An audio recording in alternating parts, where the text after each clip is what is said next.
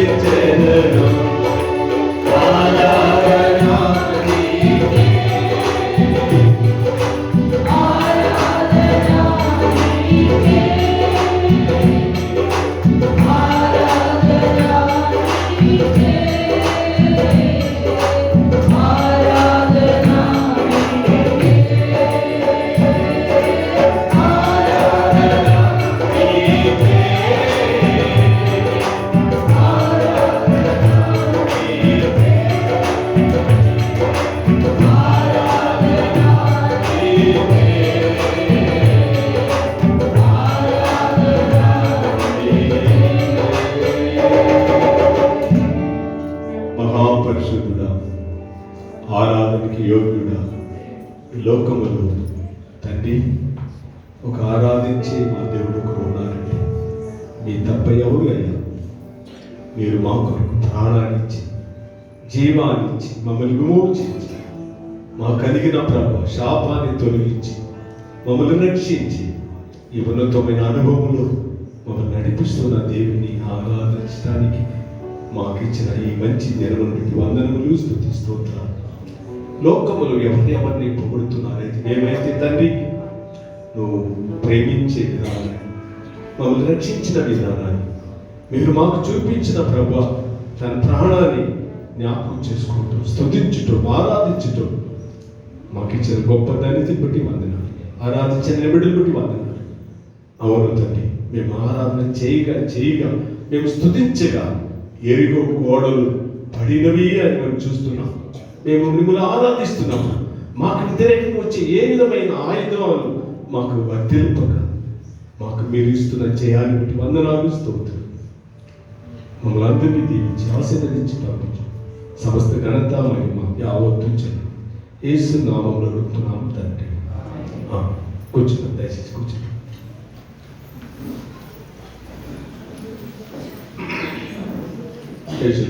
హల్లెలూయా, హల్లెలూయా. దేవునికి వందనాలు. వచ్చిన మీ అందరికీ యేసుక్రీస్తు నామములో నా యొక్క వందనాలు తెలియపరుస్తున్నాను. నేను క్లుప్తంగా కొన్ని వాక్యములు చెప్పి నేను ముగిస్తున్నాను. ఎందుకంటే చలి వర్షాలు ఉన్నవి. నేను ఎక్కువ సమయం మిమ్మల్ని కూర్చొని పెట్టడానికి ఇష్టపడలేదు. ఇచ్చిన వాగ్దానాల్లో మనము ఏ విధంగా మనం దాన్ని గైకొనాలి, మనకిచ్చిన వాగ్దానాలని ఏ విధంగా మనం విజయం పొందాలని కొన్ని మాటల్లో కొన్ని వాక్యానుసారంగా మేము చూపించి మనమే దేవుల్లో బలపరచబడాలని నేను కోరుతున్నాను. మనకిచ్చిన వాగ్దానాలు మీరు ఒకసారి ఆలోచిస్తే మత్తయి సువార్త 12వ అధ్యాయము 20వ వాక్యం, దాంట్లో ఉండే మర్మం ఏమిటంటే విజయము అనేది ప్రతి మనిషికి మేలు అనేది, ప్రతి మనుషుల్లో పొందలేని మేలు అద్భుతాలు ఇవి ఇవి కూర్చో కూర్చో అంటే ఇవి ఇవి మన అన్నిటికంటే, అపజయాల కంటే, మనం ఓడిపోవటాన్ని కంటే మన దేవుడు మనకు ముందు జయాన్ని పెట్టున్నాడు. ఆమె అవునా? ఉన్నదా? విశ్వాసిస్తారా? ఆమె நமக்கு முன்னே என்ன இருக்குன்னா ஜெயம் இருக்கிறது. எல்லா தோல்வியும் அடைச்சு எதிரி மடக்கி நமக்கு ஒரு பெரிய வெற்றி என் இயேசு நமக்கு சம்பாதித்து கொடுத்திருக்கிறார். ఆయన లేకుండా మనకు విజయం లేదు. సామెతలు 21:31లో మనం గమనిస్తే గుర్రము యుద్ధాలకు సిద్ధపడి ఉన్నది, జయము నా దేవుని వల్ల అని చెప్పబడుతుంది. అవును కదా? ఆమె జయం ఎవరి వల్ల? యుద్ధం అదే గుర్రాలు ఒకవేళ పరిగెత్తే ఏ లోకములు ఏదే అభివృద్ధి అయినా దీనికంటే మనకు విజయము మన దేవుని దగ్గరనే.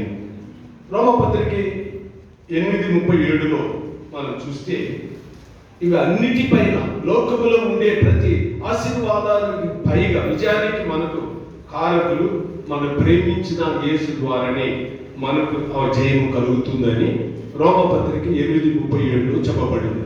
ఆమె చెప్తామా? ఆమె మనం ప్రేమిస్తున్న నా యేసు ద్వారానే మనకు జయము ఉన్నది. సరే, ఈ జయం ఇలా ఉన్నప్పుడు ఈ జయం మనం ఏ విధంగా పొందగలము? మొదటానికి ఒక విశేషమైన యుద్ధుని జ్ఞాపకం చేస్తున్నాను. బైబిల్లో యుద్ధులు వాక్యానుసారంగా వారు ఏ విధంగా జయం పొందాలనే మాటని చెప్పి, ఒకవేళ మనం సంఘం ద్వారా ఈ మేలు ఈ జయం ఉందని రెండు విషయాలు మీకు చెప్పి నేను ముగిస్తున్నాను. మొదటి ఏమో యోనతాను అని మనం గమనిస్తున్నాం. పూర్వకాలంలో యుద్ధం చేయటానికి, బెలిస్తీయులతో కూడా యుద్ధం చేయటానికి మొదటి సమూయేలు 14వ అధ్యాయము 6వ వాక్యములో ఒక గొప్ప సమూహాన్ని చేర్చుకొని యుద్ధం చేయాల. మీరు ఆ యొక్క సంభవాన్ని మనం గమనిస్తున్నప్పుడు, దాంట్లో చెప్పబడిన సత్యాన్ని మనం గమనిస్తున్నప్పుడు అక్కడ ఒక జయము ఏ విధంగా దేవుడు వారికి అనుగ్రహించాడు, ఏ విశ్వాసాన్ని బట్టి, ఏ నమ్మకాన్ని బట్టి, ఏ విధంగా వారిలో దేవుని ఆత్మ క్రియేట్ చేసి ఒక బెలిస్తీయులతో కూడా విజయం పొందారని అక్కడ మాట చెప్పబడుతుంది. 6వ వాక్యం మీరు గమనించి చదివినట్లయితే, నా దేవుడు అక్కడ యోనాతాను చెప్తున్నాడు, సౌలు కుమారుడైన యోనాతాను ఆమేన్ ఆమేనా ఆమేనా గమనిస్తున్నాను. ఆయన అంటున్నాడు, యుద్ధానికి వెళ్ళారు, బెలిస్తీయులతో కూడా యుద్ధానికి వెళ్ళారు. మనకు కూడా పూర్వములో మనకి ఎదురుగా ఒక యుద్ధం ఉంది. మనల్ని నాశనం చేయటం, మనల్ని బలహీనపరచడం, మనల్ని సొమసిరటం, మనల్ని లోకానుసారంగా మనల్ని ఏడవటం, లోక సంబంధంగా మనల్ని పడిపోవటం, ఇలాంటిది మనకి ఎదురయ్యే జీవితంలో మనం ఏ విధంగా ఒక ఛాలెంజ్తో కూడా ఈ లోకాన్ని, లోక సంబంధమైన అపవాదిని, మనల్ని పాడు చేస్తున్న, విజయం కాకుండా మనల్ని జయించి కాకుండా మనల్ని నడిపిస్తున్న ఈ అపవాదిని మనం ఏ విధంగా జయించటం అని ఒక సంభవాన్ని అక్కడ గమనిస్తే, యోనాతాను తనతో కూడా ఉండే ఆయుధదారిని చూసి మాట్లాడుతున్నాడు. 6వ వాక్యం ఒకసారి చూద్దాం. 6వ వాక్యం, యోనాతాను సున్నతి లేని వారు. ఇక్కడ ఒక గొప్ప విలువైన మాట చెప్తున్నాడు. విలువైన మాట ఇది, సున్నతి లేని వారు. ఆమె చెప్తామా? మనమందరూ కూడా రక్షింపబడిన వారు. ఆమె సున్నతి పొందిన వారు, దేవుల్లో రక్షింపబడిన వారు. మనం ఛాలెంజ్గా చెప్తేనే అపవాదిని మనం జయించగలం. ఏదో భయము, దిగులు, ఏదో ఒక చిన్న కష్టం వస్తే, ఒక చిన్న వ్యాధి వస్తే, లేదు ఎవరైనా ఒక చిన్న మాట అంటే మనం ఏమైపోతున్నామంటే కుంగిపోతున్నాం. కాదు, మనం అలాంటి వారు కాదు. ఆమె మనలో నింపిన పరిశుద్ధాత్మ దేవుడు మనల్ని అన్నింటినీ జయించగలిగిన, ఒక విజయం కలిగిన ఆత్మ మనకి ఇచ్చి ఉన్నాడు. ఇది ఏ విషయంలో కూడా మనం అధైర్యపడే అవసరమే లేదని నేను ధైర్యంగా చెప్పగలను. ఇక్కడ యోనాతానుకు తనతో కూడా ఉండే ఆయుధాన్ని చెప్తున్నాడు. రాణువ యుద్ధంలో ఆయన అంటున్నాడు. చదువు ఆ మాట ఒకసారి చదువు. తండ్రి కాపుల మీదకి పోదాము రమ్ము. యెహోవా మన కార్యమును సాగించునేమో. అనేకుల చేతనైనను కొద్దిమంది చేతనైనను రక్షించుటకు యెహోవాకు అడ్డమా అని తన ఆయుధములు మోయవానితో చెప్పగా, ఇక్కడ ఆయన యోనాతాను అంటున్నాడు, మనం జయము నా దేవుని వల్ల కలిగటానికి నా దేవుడు మనల్ని ఎన్నుకుని ఉంటే, నన్ను తెలుసుకొని ఉంటే, నేను దేవుని బిడ్డగా ఉంటే, నేను దేవుడిలో నివాసం చేసేవారు ఉంటే, నేను ప్రార్థించేవారు ఉన్నట్లయితే నా దేవుడు ఏ విధమైన సరే నాకు ఆయన సహాయం చేయటానికి బాధ్యుడు. ఆమేన్. అలాగా మనం ఛాలెంజ్ చేసి మాటని విశ్వాస మాటని చెప్పి జయించిన వారుగా మారాలి. ఇక్కడ వీళ్ళు వాళ్ళేమో బెలిస్తేమో పైన ఉన్నారు, కొండ పైన ఉన్నారు. వీళ్ళేమో ఇశ్రాయేలు జనాలు ఏమో కింద ఉన్నారు, సౌలు యొక్క గుంపు వారు కింద ఉన్నారు. ఒక మాట ఇద్దరే యుద్ధ సైన్యాన్ని, సౌలుతో కూడా వచ్చిన యుద్ధ సైన్యాన్ని ఒక పక్క వదిలేసి, వాళ్ళకి తెలియగానే వీళ్ళు కలిగిన ఒక ఆత్మ, వీళ్ళు కలిగిన ఒక ఆవేశం, వీళ్ళు కలిగిన ఒక విశ్వాస జీవితాన్ని వాళ్ళు తెచ్చుకొని ఈ యోనాతాను కింద వచ్చి అంటున్నాడు. తనతో కూడా ఆయుధదారికి ఒక మాట అంటున్నాడు. ఏమంటున్నాడంటే, మేము ఎక్కి వస్తున్నాము అని ఎప్పుడైతే మేము చెప్తామో, వాళ్ళు ముందు ఎక్కేట్టుగా మనం యాక్షన్ చూపిస్తాం. వాళ్ళు అలాగా రండి అంటే ఒకవేళ మనకు అవిజయం ఉందేమో, ఒకవేళ వారు మీరు రండి అని మనం పిలిస్తే వాళ్ళు వస్తున్నప్పుడు మనం ధైర్యంగా నిలబడినప్పుడు మనకు విజయం ఉంది అని సవాల్ చేసి వీళ్ళిద్దరూ అనుకున్నప్పుడు, అలాగనే బెలిస్తులతో కూడా చెప్పినప్పుడు ఆ మాట, ఆ విశ్వాసపు మాట, వారిలో కలిగిన ఆ ధైర్యము, నా దేవుడు నేను ఒకటిగా ఉన్నా సరే, నాకు బలం లేదు, నాకు శక్తి లేదు, నాకు ఇది ఇది ఇది ఈ ఆశీర్వాదం నేను పొందడానికి నేను అర్హుడిని కాను, లేకపోతే ఈ సాధన నేను చేయటానికి నాకు యోగ్యత లేదు అని అనుకోవటం దేవుని బిడ్డలకు విశ్వాసం కాదు. కానీ సమస్తము నా దేవుని వల్ల చేయగలిగినది ఎప్పుడైతే మనం చెప్తామో అప్పుడు మన దేవుడు మనకు విజయాన్ని ఇస్తున్నాడు. ఆమేన్. హల్లెలూయా. మాట ఇచ్చేశాడు, నిజమే. అది మనం నెరవేర్చేవారుగా, మనం ధైర్యంగా మనం నెరవేర్చి సాధించగలిగిన విశ్వాసాన్ని మనం తెచ్చుకున్నప్పుడు విజయం మనకు ఉందని ఈ మాటను చెప్తున్నాం. రెండవ మాట మొదటి సమూయేలు అది 17:37 మనం గమనిస్తే, దావీదు యుద్ధానికి వెళ్ళలేదు కానీ యుద్ధ కళానికి వెళ్ళాడు. బెలిస్తులతో కూడా యుద్ధం చేసేవారు ఇశ్రాయేలు జనాలు సౌలుతో కూడా నిలబడినప్పుడు దావీదు కూడా వెళ్ళాడు.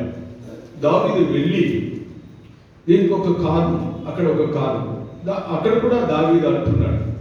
ఏమని అంటున్నాడంటే, సున్నతి పొందలేని ఈ బెలిస్తుడు మన ముందు ఏమాత్రం.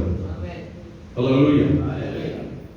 మనం ఉద్యోగమైనా, మన ప్రయాసమైనా, మనకు ఎదిరి సమస్య అయినా, శోధన అయినా, లేకపోతే మన అభివృద్ధి పరచకుండా మనకు ఆటంకాలని ఏది వచ్చినా సరే, మనలో కలుగుతున్న ఆ ధైర్యాన్ని బట్టి, ఆ నమ్మకాన్ని బట్టి నా దేవుడు మనకు జయమిస్తాడు. ఆమేన్. ఎంతమంది, ఎందుకంటే ఎంతమంది ఏమన్నా సరే, ఎంతమంది చేతబడి చేసినా సరే, ఎంతమంది వ్యతిరేకులు చేసినా సరే, ఎంతమంది మన జీవితంలో అభివృద్ధి కాకుండా మనం అడ్డుపరిచినా సరే, విజయం నా దేవుని దగ్గర ఉంది. ఈ మాట దావీదు సౌలుని చూసి అంటున్నాడు. 17:37 మనం చదువుతున్నప్పుడు దావీదు ఈ మాటని సౌలు దగ్గర అంటున్నాడు. ఎందుకు అంటున్నాడంటే, నిజంగా ఆయన కలిగిన విశ్వాస ధైర్యం, యుద్ధ సైనికులను నిలబడుతున్నాడు. గోలియాతేమో దానికి ముందు ఒక గొప్ప రూపముతో సౌలు ఏమో పుట్టివాడుగా ఉన్నాడు, కానీ గోలియాతు ఏమో చూడటానికి భయంకరమైన వాడుగా ఉన్నాడు. ఒకవేళ మన జీవితంలో, విశ్వాసంలో, ప్రార్థనలో నడిచే జీవితంలో ఒకవేళ మనల్ని భయం పెట్టే ఏది ఉన్నా సరే, మనకు వ్యతిరేకత ఏది ఉన్నా సరే, నా యేసు మన కొరకు యుద్ధం చేసేవాడు. ఆమేనా? ఆమేన్. హల్లెలూయా. మనం అదే నా కొరకు, మన కొరకు ఆయన యుద్ధం చేసేవాడు. దావీదుకు అలాంటి గొప్ప నమ్మక విశ్వాసం కలిగి సౌలుతో అంటున్నాడు, నాకు యుద్ధ వస్త్రాలు నాకు ఏమవుతుంది. ఆ మాట చదువుదాం.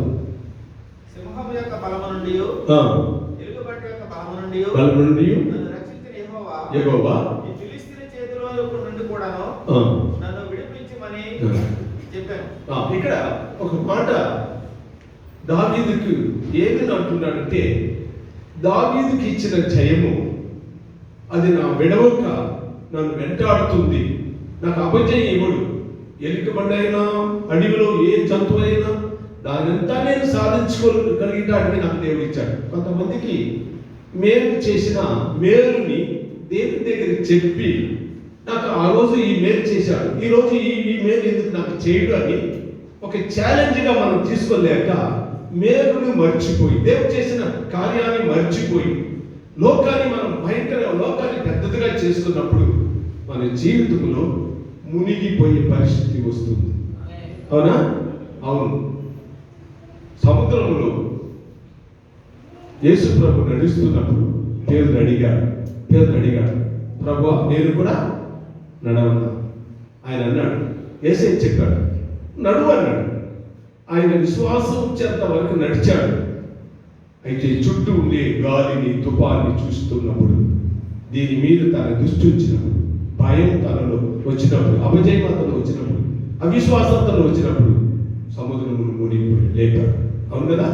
ఇది ఒక మన జీవితంలో ఒక సాధనగా మనం తీసుకోవాలి. ఈ సంవత్సరంలో నా దేవుడు అన్నిటిపైన నేను ఏదైతే నేను అడుగుతున్నానో అన్నిటిపైన విజయం ఉందని మీరు విశ్వాసించి నడిచినట్లయితే తప్పక యేసయ్య విజయమిస్తాడు. గోలియాతుని దావీదు జయించాడా లేదా? జయించాడు, విజయం ఇచ్చాడు. ఎవరన్నా అన్నదమ్ములు అడ్డుపరిచారు, ఎన్నో ఆటంకాలు కలిగించాడు. సౌలు రాజుకే వీడి మీద నమ్మకం లేదు. ఏమున్నా ఎవరికి ఏ విషయంలో ఎవరికి నమ్మకం లేకపోయినా మనకు మాత్రం ఒక నమ్మకం కలిగి ఉండాలి. నా దేవుడి దగ్గర నుండి విజయం ఉంది. చేతులు తట్టి దేవుడి అవును మన దేవుని విజయానికి ఆయన కారణం. అయితే మనం ఎందుకు విజయం లేక కొన్ని సమయాల్లో ఓడిపోతున్నామని కొన్ని మాటలు, ఒక 2-3 మాటలు చెప్పి మత్తయి సువార్త 15వ అధ్యాయం 23లో మనం గమనిస్తే, అక్కడ యేసు కొంచెం మౌనంగా ఉన్నాడు. ఒక స్త్రీ తన సమస్య కొరకు యేసు ప్రభు దగ్గరికి వెళ్ళి అడుగుతూ మనం గమనిస్తున్నాం. ఆమె మనం చూసినట్లయితే ఆమె ఆ విధంగా అడిగే సమయంలో యేసు కొంచెం మౌనంగా ఉన్నాడు అని గమనిస్తున్నాం. గమనించండి, ఇది చాలా విలువైన మాట. ఆమె సమస్య కొరకు, తన కుమార్తె కొరకు, విడుదల కొరకు, స్వస్థత కొరకు, మేలు కొరకు ప్రభు దగ్గరికి పోయి ఆయన చెప్పడం, ఆయన దానికి మేలు పొందటానికి ఒకవేళ అరుగు లేకపోయినప్పటికీ కూడా ఆయన విడవక దేవుని తొలగటం ఆ సమయం చెప్తుంది. అని అడిగినప్పుడు యేసు ప్రభు మౌనంగా ఉన్నాడని ఈ శిష్యులు అందరూ కూడా సహాయం చేసేది మర్చిపోయి, సంఘం కూడా కొన్ని సమయాలు విశ్వాసులైన మనము కూడా ఎవరైనా వెలగైనా ఉన్నా, ఎవరైనా వ్యాధులో ఉన్నా, ఎవరైనా బాధలో ఉన్నా, కష్టంలో ఉన్నా వారి కొరకు వీళ్ళంతే, వీళ్ళకి ఇదే జరగాలి అని మనం చెప్పి ఎవరిని కూడా పాడు చేసి అవిశ్వాసాన్ని తీసుకుని వచ్చి విశ్వాసులుగా మనం ఉండకుండా ఆ విశ్వాసాన్ని బలపరిచేవారుగా మనం ఉండాలి. ఇక్కడ శిష్యులు అన్నారు వాక్యం. అక్కడ బాగా గమనిస్తే ఆ శిష్యులైన వారు, మనమందరూ శిష్యులైనా, అవును కదా? బాప్తీసం ఇచ్చినప్పుడు మనం అనుకుంటున్నాం, యేసయ్య చెప్పాడు మీరు వెళ్ళి వాళ్ళ శిష్యులుగా చేసి తండ్రి కుమార పరిశుద్ధాత్మల వారికి బాప్తీసివుడి అన్నాడు. బాప్తీసం తీసుకున్న వాళ్ళు అందరూ కూడా శిష్యులా? ఆమేన్. చేతులు ఎత్తున్నారా? నేను కూడా శిష్యులే. ఆమేన్. నేను గమనిస్తాను, చేతులు ఎవరు ఎత్తలేదు గమనిస్తాను. మనందరూ శిష్యులమే. అయితే శిష్యులు ఏం చేయాలి? మనం విశ్వాసాన్ని మాట్లాడాలి, ధైర్యాన్ని చెప్పాలి. నా దేవుడు చేయగలిగిన వారని మనం ఏదైనా సరే అలాగే చెప్పినప్పుడే అపవాదికి ఒక వణుకు వస్తుంది. ఆమె మరి మనం ఏది చెప్పకుండా మనమే మరి కుంగిపోయిన వారుగా, మన విశ్వాసాన్ని అభివృద్ధి పరచగా, మన ధైర్యాన్ని అభివృద్ధి పరచగా, మనం ఇంకును కుంగిపోరుగా ఉంటే మనం వెనకాడేవారుగా, వెనకబడిపోయేవారుగా, జీవితంలో ఆత్మలో దేవుని కార్యములో మన నమ్మకములో మనం కోల్పోయిన వారుగా ఉండకూడదని ఈ వాక్యం మనకు బోధించడం మనం గమనిస్తున్నాం. ఆమెనా? ఆమె ఈ వాక్యం ఏమేమి బోధిస్తుంది అని గమనిస్తే ఆయన అన్నాడు, ఇక్కడ చెప్తుంది, శిష్యులు అధైర్యాన్ని గురించి మాట్లాడారు, అవిశ్వాసాల గురించి మాట్లాడారు. ప్రభువా, ఆయన మౌనంగా ఉన్నాడు. మౌనంగా ఉంటే ఒక రహస్యం ఉంది, ఇప్పుడు కాకపోయినా ఆయన చేసేవాడు. ఆమె ఈ మాటలో, ఈ వాక్యంలో మీరు లోతుగా ఆలోచిస్తే ఆయన మౌనంగా ఉండిపోయాడా? అక్కడ లేదు. అద్భుతాలు చేశాడు, మేలు చేశాడు, విజయం ఉన్నది. కానీ మౌనంగా ఉండటం చూసి ఈ శిష్యులు అవిశ్వాసాన్ని మాట్లాడుతున్నారు. ఏమని మాట్లాడుతున్నారు? ప్రభువా, ఆయన్ని పంపించే. ఎందుకు పంపించిన? ఆయన మీద కష్టంతో, వేదనతో సంఘానికి వస్తుంది, బాధతో వస్తుంది, ఏదో ఒక అవసరంతో వస్తుంది. వారు పనిలో ఉన్నారని ఎప్పుడైతే మనం ఆలోచించినట్లయితే మనం తప్పక ఇతరుల కొరకు విశ్వాసాన్ని, నమ్మకాన్ని, ధైర్యాన్ని కలిగించే విధంగా మన ప్రార్థనలో వీలైనంత వరకు మనం వారికి ఎంతవరకు మన వల్ల సహాయం చేయడానికి వీలవుతుందో అంతవరకు ప్రార్థనలో ఒకరికొకరు మనం సహాయం చేయాలి. సంఘం ప్రార్థించే సంఘం. ఆమేన్. మీరు చేయగలిగిన వారు ప్రభు అని చెప్పి చేయగలిగిన సంఘమే దేవునికి అనుకూలమైన సంఘం. మార్కు సువార్త 10వ అధ్యాయం 13వ వాక్యంలో మీరు చూసినట్లయితే ఇక్కడ యేసు చాలా వేదన పడ్డాడు. ఆయన వ్యసనం పొందాడు. ఏ విషయంలో వ్యసనం పొందుతున్నాడు? ఏ విషయంలో ఆయన దుఃఖపడుతున్నాడు యేసయ్య అంటే, పిల్లల్ని యేసు ప్రభు దగ్గరికి తీసుకుని వస్తే ఈ శిష్యులు ఆటంకపరిచారంట. ఆమేన్. హల్లెలూయా. మనం ఉత్సాహపరుస్తున్నామా? ఇతరుల్ని మనం ఆటంకపరుస్తున్నామా? గమనించండి, ఈ సంవత్సరం ఇతరుల్ని మనం ఆటంకపరిచే వారు ఉన్నట్లయితే, ఇతరులకి మన ఇబ్బందిని కలిగించే వారు ఉన్నట్లయితే మనం విజయానికి కారణం కావు. అపజయములనే మన జీవితం పాడైపోతుంది. అంటే కాక మనం ధైర్యపరచాలి, మనం చెప్పాలి. సో ఇక్కడ శిష్యుల్ని చూస్తే, ఈ సంభవాన్ని చూసి యేసు నిజంగా విసనపడ్డారు. ఎవరిని చూసి? శిష్యుల్ని చూసి విసనపడ్డారు. ప్రైజ్లో విసనపడ్డాడు అని మనం గమనిస్తున్నాం. చింతించారు, బాధపడుతున్నారు. ఎవరిని గురించి? చిన్నపిల్లల గురించి కాదు. ఆటంకపరిచే వారిని చూసి దేవుడు విసనపడ్డాడు. మనం దేవుని సంతోషపరిచే వారికి ఉన్నామా, లేకపోతే దేవుని దుఃఖపరిచే వారికి ఉన్నామా? ఆలోచన చేసి దేవుని సంతోషపరచక, మనం మేలు చేయడానికి విశ్వాసమైన మన జీవితంలో ఆ అనుభవానికి మనం ఎప్పుడైతే వస్తున్నామో మనం ఆయన ద్వారా మేలు పొందటానికి నా దేవుడు కృప ఇచ్చేవాడు. మూడవది మనం గమనించినట్లయితే మార్కు సువార్త 5వ అధ్యాయం 36వ వాక్యం మీరు చూసినట్లయితే ఇక్కడ ఒక ఆటంకాన్ని కలిగించే వ్యక్తిని మనం గమనిస్తున్నాం.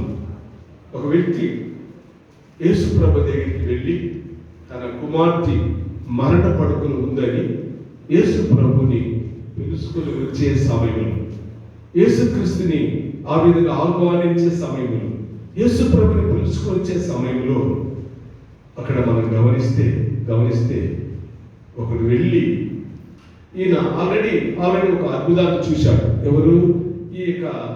ఈ యొక్క సహోదరి యొక్క తండ్రి ఒక అద్భుతం 12 సంవత్సరాలు వ్యాధిని స్వస్థపరచడం చూసిన సమయంలో ఇతనికి కూడా విశ్వాసం కలిగి సమయంలో ఒకడు వచ్చి అంటున్నాడు, ఏసైని ఎందుకు నువ్వు తొందర చేస్తావు? మీ కూతురు చనిపోయింది అన్నాడు. యేసు ప్రభు వస్తున్నప్పుడు మీరు గమనించాలి. నేను ఈ మాటని ఎందుకు మీకు జ్ఞాపకం చేస్తున్నంటే, యేసు ప్రభు మనతో కూడా ఉన్నట్లయితే, ఆయన ఆత్మ మనతో ఉన్నట్లయితే, ఆ నీతి మనతో కూడా ఉన్నట్లయితే, ఆ దేవుని సన్నిధి మనతో ఉన్నట్లయితే మనకు అపజయం కాదు, విజయమే. హల్లెలూయా. ఈ సంభవం మనకు నేర్పిస్తుంది. ఈ సందేశాన్ని మనం గమనిస్తున్నప్పుడు, ఈ మాటని మనం అనుసరిస్తున్నప్పుడు ఇది ఏమి మనకు కనిపిస్తుందంటే, ఆ యొక్క మనిషి వచ్చి చెప్తున్నాడు, యేసు ప్రభుని నువ్వు తొందర చేయవద్దు. నువ్వు యేసు ప్రభుని ఏ మాత్రం కూడా నువ్వు ఆయన బాధ పెట్టవద్దు. ఏమో ఈయన మేలు చేశాడుగా ప్రైజ్. కొంతమంది అలాగే నా యేసు ప్రభుకి తొందర పెట్టి కాదు, ఆయన మేలు చేయటానికి వచ్చాడు. ఆమె యేసే వచ్చిన ఉద్దేశం తెలుసా? ప్రతి మనిషికి మేలు చేయడానికే వచ్చాడు కనుక ఆయన కీడు చేయడానికి లేదు. కొంతమంది ఏమో స్తోత్రం మనకి విరోధిలో లేకపోతే మనకి ఇష్టం లేని వారికి వస్తే మనం అసూయపడే వారికి ఉండకూడదు. వారికి మేలు చేయటం, ప్రార్థన చేయటం, ఈ హృదయము మనలో పొంగుతున్నప్పుడు, ఈ ఆనందాన్ని మనం చూస్తున్నప్పుడు ఇతరుని నశించిపోకూడదు అని ఎవరికి ఏ విషయంలో కూడా అలాంటి మనసు ఉండనే కూడదు. ఆమె అందరూ రక్షింపబడాలి, దేవుడిని తెలుసుకోవాలి, దేవుడిలో కొనసాగించాలి. ఈ అనుభవం ఎప్పుడైతే వస్తుందో మనం అభివృద్ధి పొందుతాం, మనం మేలు పొందుతాం, మన కుటుంబాలు మేలు పొందుతాం, మన బిడ్డలు మేలు పొందుతున్నాం, మన బంధుమిత్రులు మేలు పొందుతున్నాం, మనం ఎవరెవరితో మాట్లాడుతున్నామో వారందరూ మేలు పొందుతారు. కానీ ఇక్కడ అపజయాన్ని గురించి మాట్లాడిన ఒక వ్యక్తి అప్పుడు యేసు ప్రభు చెప్పాడు. ఆయన చూసి అంటున్నాడు, నువ్వు అధైర్యపడవద్దు, నువ్వు భయపడకూడదు అన్నాడు. ఆ మాట మీరు గమనిస్తే, ఆ మాటలో మనం గమనిస్తున్నప్పుడు నువ్వు భయపడవద్దు, నువ్వు విశ్వాసించిగా ఉంటున్నావు అన్నాడు. దేవుని బిడ్డలకు కలిగిన ఒక ఆస్తి అని తెలుసా? ఒక గొప్ప ఆస్తి. ఏ సమయంలో ఏ దాన్ని చూసినా సరే విశ్వాసాన్ని మాత్రం వదిలిపెట్టేవారు ఉండకూడదు. ఈ వాగ్దానాలు మనం గమనిస్తున్నాం. ఇచ్చేశాడు సంఘానికి, అవును ఇచ్చాడు.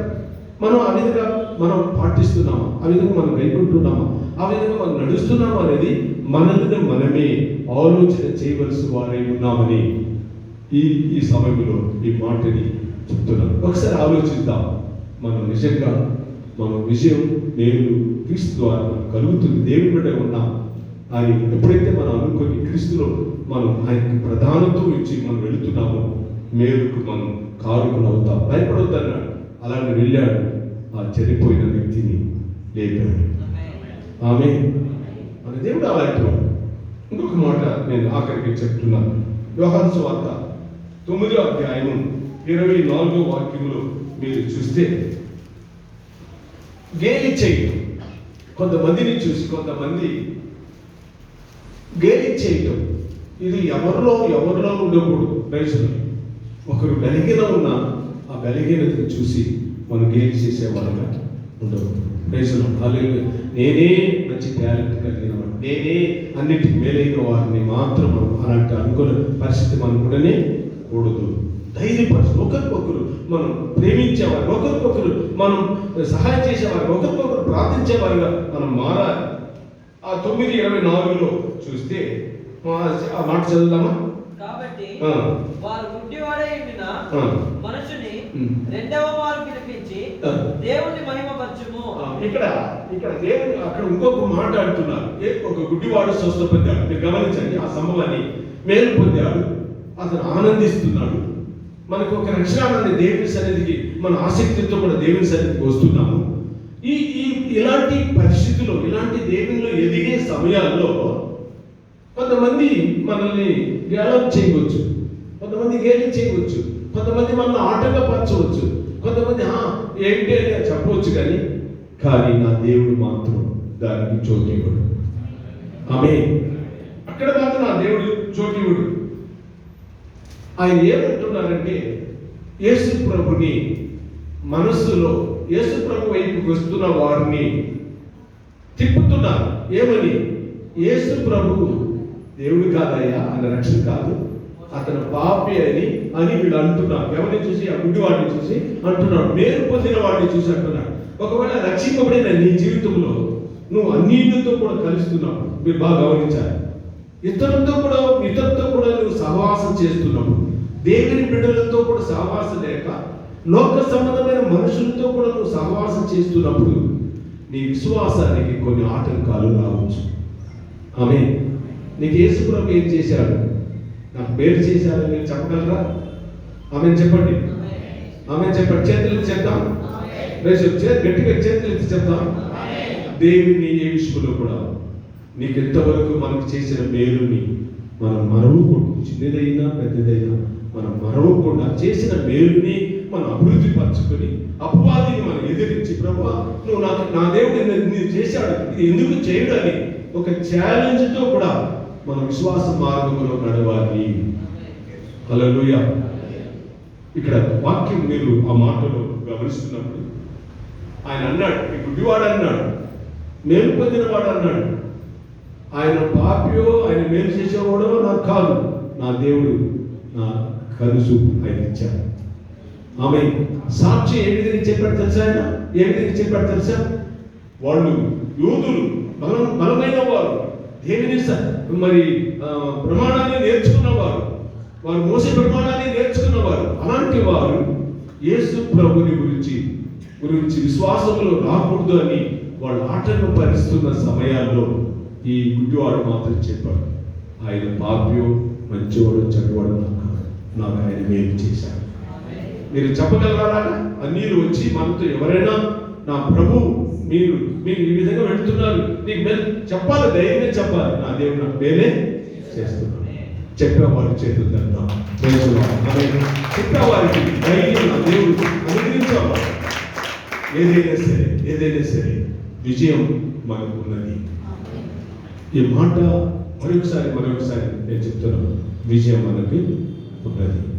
ఈ విజయాన్ని వదిలిపెట్టి మేము ఏదో ఒక భ్రమింపు కలిగిన వారుగా, ఏదో మనం అనుకున్నట్టు కాక మన దేవుల్లో కొనసాగించి వెళ్ళేవారుగా మారదాం, మేలైన ఆశీర్వాదాలకు మనం కారకులు అవుదామని మాత్రం ఈ మాటని నేను చెప్పి నిజంగా ఈ దినాల్లో ఏది ఉన్నా సరే విశ్వాసాన్ని వదిలిపెట్టుక ప్రభు చేసిన ప్రతి చిన్నదైన పెద్దదైన అది మనం చెప్పి ప్రభా ఈ అద్భుతం నాకు చేశావు, నన్ను రక్షించావు, నాకు సమాధానం ఇచ్చావు, నన్ను మేలు చేశావు, నన్ను అద్భుతంగా నన్ను వాడుకుంటున్నావు, ఇంకా నువ్వు చేయగలిగిన దేవుడే. ఆమె ఆ విధంగా విశ్వాస మార్గంలో మనం ముందు అడుగు వేసుకుని వెళ్ళినట్లయితే క్రీస్తులో ఎదుగుదల చేసుకుంటున్నాం, లోకాన్ని కింద తొక్కుతాం. ఆమె హల్లెలూయా. ఇప్పుడు మనం అడుగుదాం, మేలైనది వచ్చినప్పుడు వాక్యం చదువుదామా? 13వ అధ్యాయం, 1 కొరింథీ 13వ అధ్యాయం 10వ వాక్యం ఒకసారి చదువుదాం. మేలైనది మన జీవితంలో వచ్చినప్పుడు 13:10. పూర్ణమైనది వచ్చినప్పుడు పూర్ణ కానిది నిరంతరమగు. తమిళ వాసి மேலானது வரும்போது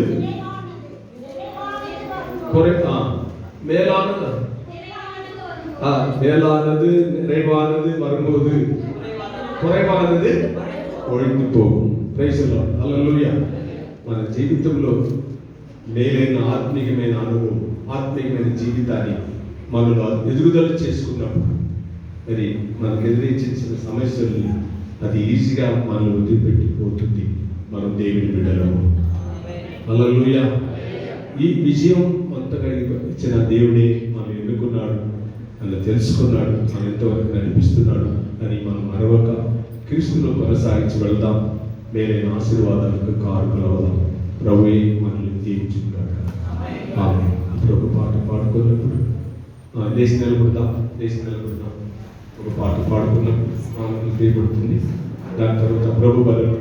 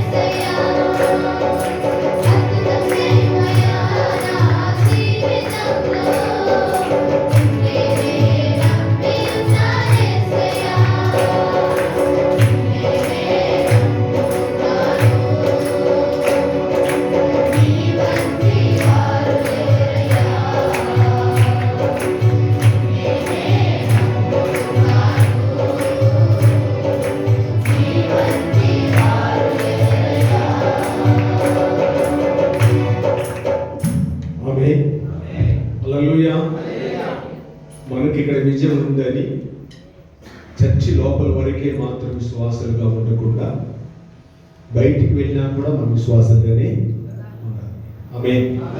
ఒక అపవాది నేను ప్రారంభ దినాల్లో చర్చి స్టార్ట్ చేసే దినాల్లో పై అంతస్తులో పై అంతస్తులో ఒక ఆయన వచ్చేవాడు.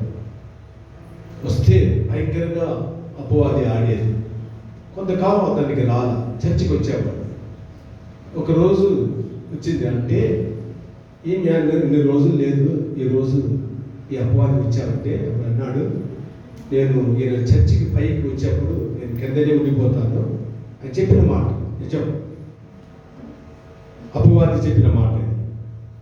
నేను పైకి వచ్చేప్పుడు నేను కింద దిగిపోతాను, ఆయన వచ్చిన తర్వాత నేను మళ్ళీ ఏం చేస్తాను, అతనితో కలిసిపోతున్నాను. అలాగే మనం కూడా విశ్వాసమైన మనం చర్చికి వచ్చేప్పుడే మాత్రమే విశ్వాసంగా కనిపించకుండా బయటికి వచ్చినప్పుడు కూడా విశ్వాసంగా మనం చూపిస్తాం, ఉన్నతమైన అనుభవంలో నడుస్తాం. మన విజయం మనకు ఉన్నది. ప్రార్థించుకుందాం, ప్రార్థన చేసుకుందాం. మహాపరిశుద్ధుడా, జీవాధిపతి, అన్నిటికీ కారకుడా, నీ నామములు ఇచ్చిన ప్రతి ప్రభువా మాటలు, నీ నామములు ఇచ్చిన వాగ్దానాలు, మీరు బోధించిన ప్రతి సత్యం మా జీవితంలో విజయం తప్ప అపజయం కాదని మేము మరొకసారి తండ్రి మీ సన్నిధిలో మేము విశ్వాసించిన వారుగా, నీ మాటలను అనుసరించిన వారుగా మీరు ప్రభా మరి స్తోత్రం. మాకు ఎదురైనా మేము మిమ్మల్ని మాత్రమే తండ్రి పట్టుకొని జయించి మీరు జీవించే అనుభవాన్ని మీరు మాకు దయచేయండి. విశేషంగా ఈ దినం ఇచ్చిన కానుకలు పెట్టి వందనాలు స్తోత్రాలు ప్రభా. మీరు ఇచ్చే దేవుడు మరి ముఖ్యంగా ప్రభా పై అంతస్తు తండ్రి వేయటానికి ఈ దినాల్లో ఇచ్చిన ప్రేరేపణ, ఇచ్చిన ప్రయాసం ప్రభా మీరు బయలుపరిచిన విధానం తండ్రి మేము ముట్టి చేయండి. కానీ మేము చేయగలిగిన వారని ప్రార్థిస్తున్నాం. అవును తండ్రి, ఈ సంవత్సరంలో మాకు చేయబోతున్న గొప్ప విజయాన్ని బట్టి మీకు అందరం స్తోత్రాలు. మరి ఈ దినంలో ఆహారాన్ని సిద్ధపరిచిన జోబు కుటుంబాన్ని జ్ఞాపకం చేసుకుంటున్నాం.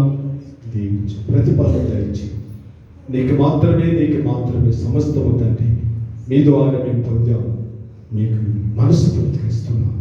ఈ అనుభవం మాకు ఒక్కొక్కరు కూడా దయచేయమని మమ్మల్ని దీవించి ఇక్కడ నుండి ప్రభావాలు పాల్పొందటం, భోజనం చేయటం ఇవన్నిట్లో మాకు ఏంటి బాగుంది దయచేయి. మరి విశేషంగా తండ్రి 3 గంటలకు జరిగిపోతున్నాం. ఈ ఇంగ్లీష్ ఆరాధన కూడా ఒకసారి జ్ఞాపకం చేసుకుంటున్నాం.